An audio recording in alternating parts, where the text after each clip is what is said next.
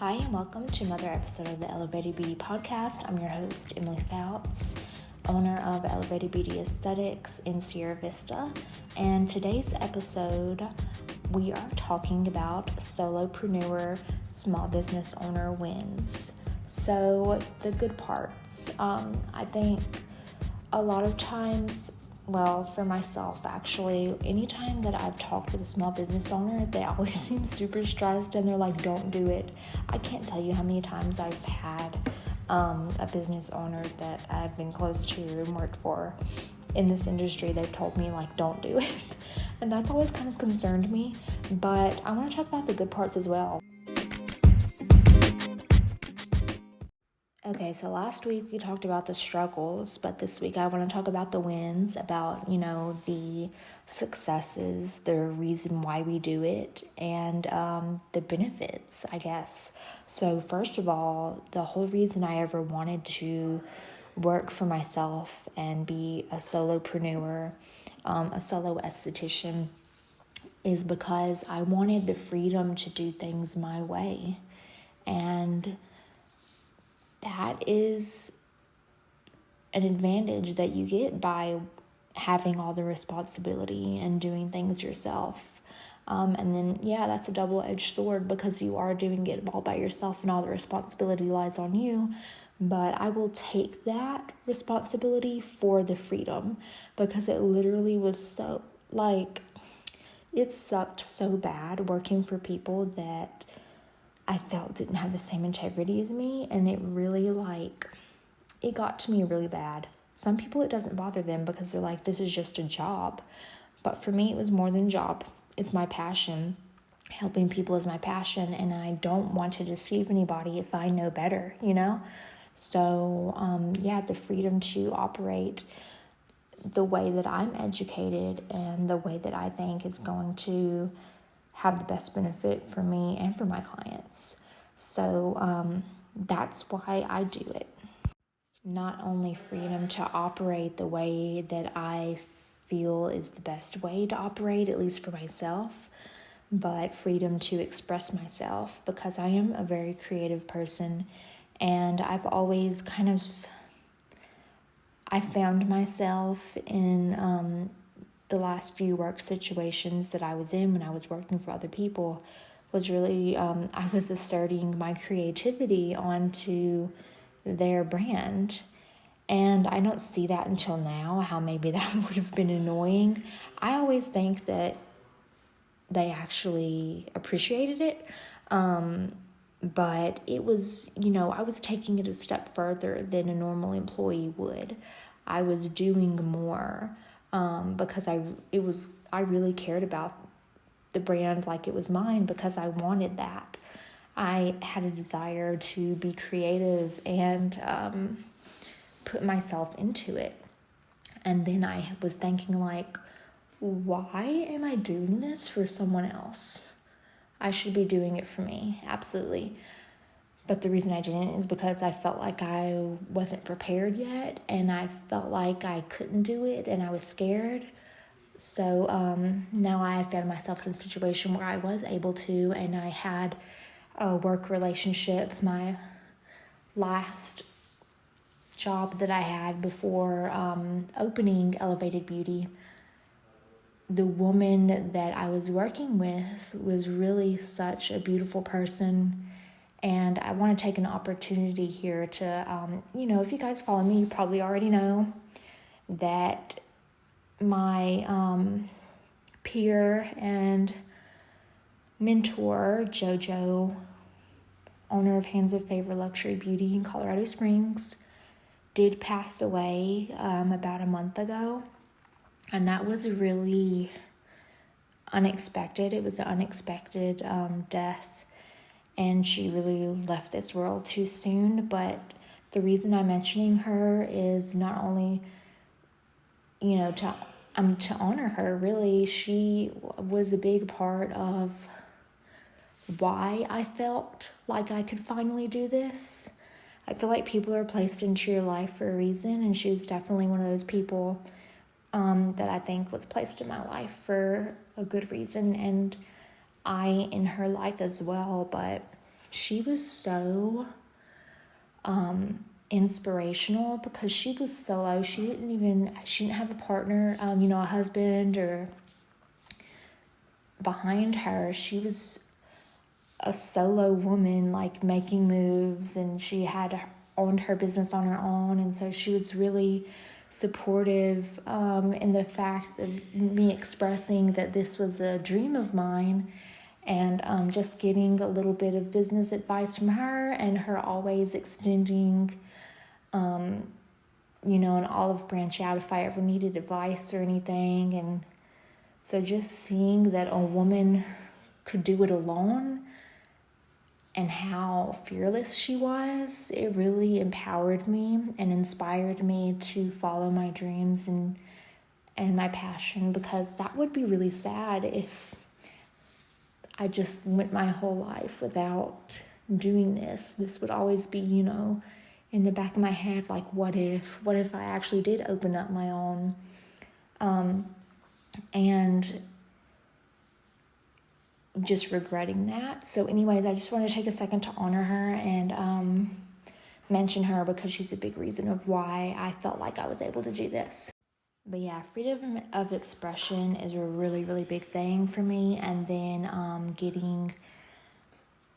making sure that I am operating with the best integrity possible by, choosing what products I sell to people, what brands that I work with.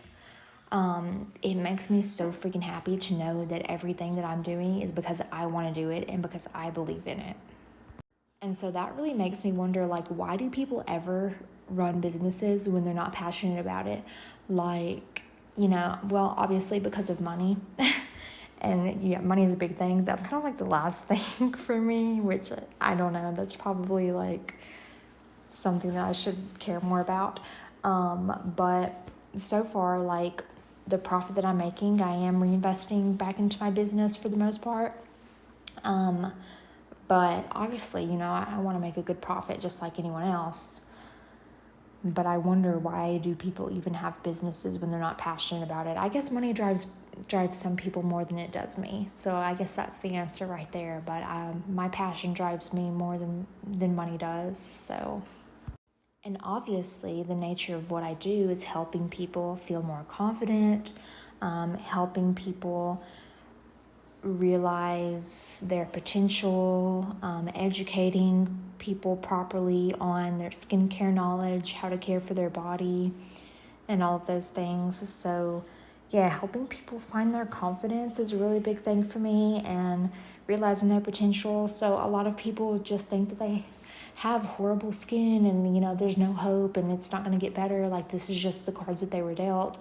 And so helping people realize, no, like, you don't have to live with hating your skin, not being proud of your skin. That's not something you have to live with. It's just these are the steps that you need to take, and it can be done. That's really, really fulfilling for me, because I've personally dealt with acne, and it was really, really debilitating for me. And a lot of people that don't deal with acne, they think that's an over-exaggeration, but no, it really took a toll on me mentally and emotionally, and so I know how it does for other people. And, I didn't want to go see friends. I would have only let people, I would have sit on one side of people so they didn't have to see the side of my face that was breaking out. Like, I know how bad it is, and I just, at that time, I didn't have the proper knowledge. I didn't know what to do. I thought, this is just my body and this is how it is. But obviously, as I transitioned into my career, I became more educated and figured out what my triggers were and things like that. So I really want to share that with people, and not only for paying clients, I share all of that info on my social media. So that goes to show that obviously I care about helping people. I don't share all the secrets, on my social media page, and it's a lot more detailed than that. Everyone's personal triggers and personal health journey, and that is why I don't give out specific skincare recommendations without a consult. But there is basic knowledge that I feel people should be entitled to, especially because with today's climate, there's a lot of skinfluencers out there who aren't licensed, and just with social media in general, there's a lot of people out there giving advice and stuff, and some of it can be harmful or just misleading, or ill intentions behind it because they're just wanting to sell a product or whatever. So I'm really proud to be able to give people proper education. And when I've worked other places before, I've gotten reviews through there, but now I'm finally experiencing, now that I've opened up EB, I'm experiencing reviews for my business. This is me. I'm the only one behind this. And so these positive reviews that people are leaving, I'm getting to experience that differently now because it's so much more personal to me. And that is like the best, what would you call it? Satisfaction? I don't know. That's one of the best things that it just warms my heart to read and see people's responses to what I'm offering, because it just validates for me like the reason I'm doing it and that my intentions are being received. So that's one of the best parts for me, getting feedback from people and knowing that my intentions are being received well. But anyways, that's another solopreneur win for me, is getting that validation from people that you're being received with what you're intending to do for people. Also, obviously, getting to make your own hours, that's really great. Especially if you have a family and you have kids, like, I couldn't ask for a better job than a job that will allow me to make my own hours. So that's another win. So if you want to get your tally sheet and count like why, if you're an esthetician, like why you should go solo and why you shouldn't, I could probably do that for you. But it's not for everyone. And I'll go ahead and tell you right now, I am not like, I don't consider myself to be this, like, I hate this term, but like this boss bitch, like, I just have all the confidence in the world and I'm just walking through with my head up high like I'm hot shit. And, I do have a lot of confidence in myself when it comes to my career field, because I know I'm educated and I'm giving people the best advice that I possibly can. And, things like that. But I doubt myself sometimes. I look at other people and I'm like, damn, they're doing better than me, or they're doing pretty good. And I look at other estheticians too, and kind of, I still, you should always try and learn from other people and allow other people to inspire you. But I don't just walk around thinking that I'm the best and like I've always got my stuff together. Like, sometimes I'm a little anxiety ball, and I've been transparent with you guys about that before, but I don't think that someone would just look at me as a person and identify me with being like, oh yeah, she can run her own business like really good. I don't know if that's a bad thing to say, but basically what I'm trying to say is like, anybody can do this. But it's not for everyone. It's definitely not. Some people don't want the pressure of running their own business, but like I kind of said before, I gladly will take that for the freedom that it allows me.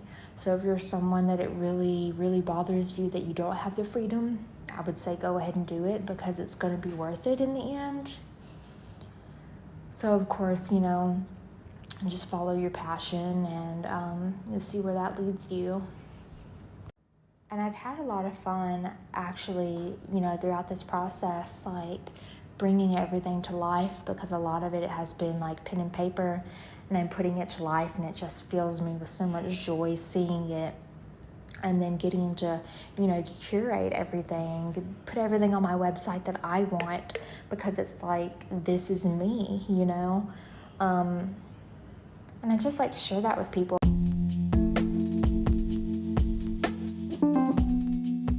So basically just the message that I wanted to send for this episode is, that there's good parts as well, that it's not just like all anxiety ridden and you shouldn't be a small business owner because it's too stressful.